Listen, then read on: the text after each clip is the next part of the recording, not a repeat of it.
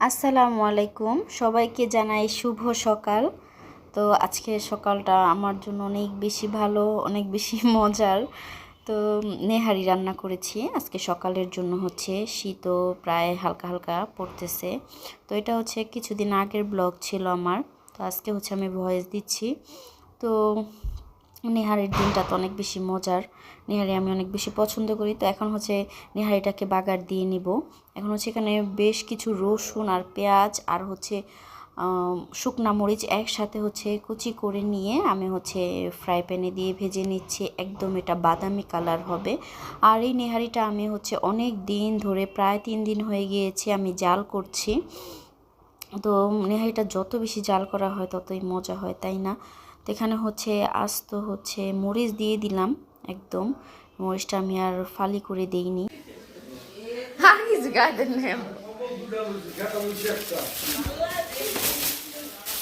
সব শীত আব্বার কাছে বুঝলাম, তারপরে এত শীত পড়ছে।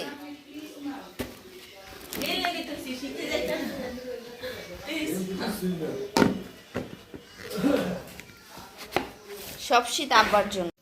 আর এখানে হচ্ছে আমি মরিচ পেঁয়াজ সব রসুন একসাথে বাদামি কালার করে নিলাম। এখন হচ্ছে নেহারির মধ্যে দিয়ে দিব। কি যে একটা সুন্দর একটা গ্রান আসে এটা বাদামি কালার হওয়ার পরে। এই তো এখন তো আমার ক্ষুধা আরও বেশি বেড়ে গেছে, কখন খাবো কখন খাবো। তাই যাই হোক, এখন হচ্ছে এটাকে নাড়া দিয়ে ভালো মতো মিশিয়ে নিলাম। নেহারিটার সাথে পেঁয়াজ বেরেস্তাগুলো তেল সহকারে আমি হচ্ছে দিয়ে দিলাম। তো তেল অনেক উঠে নেহারি থেকে, তারপরেও হচ্ছে ভাজার যে তেল ওইটাও দিয়ে দিলাম। ওইটার যে একটা ঘ্রাণ কি আর বলবো। তো যাই হোক, এখানে হচ্ছে এখন সকালে নাস্তাটা আমরা নেহারি দিয়েই করব।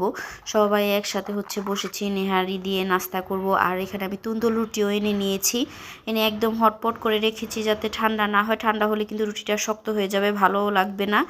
তো আর এখানে সবাই মিলে একসাথে বসে গিয়েছি খাওয়ার জন্য। আমার প্রায় খাওয়া শেষ। তো আসার জন্য বসে আছি, সবাইকে দিয়ে দিয়েছি। সবাই খাটের মধ্যে বসেছি, এত মানুষ দেখা গেছে টেবিলে বসে বাচ্চাদেরকে নিয়ে খাওয়া যায় না। তো এখানে আহানাব দুষ্টামি করতেছিল আমাদের সাথে, ও একটু খাচ্ছে চলে যাচ্ছে। তো সবাই ভালো থাকবেন, সুস্থ থাকবেন, আমাদের জন্য দোয়া করবেন। আর কেমন লাগলো ভিডিওটা অবশ্যই জানাবেন। আর চ্যানেলটা সাবস্ক্রাইব করে আমার পাশেই থাকবেন। আল্লাহ হাফেজ।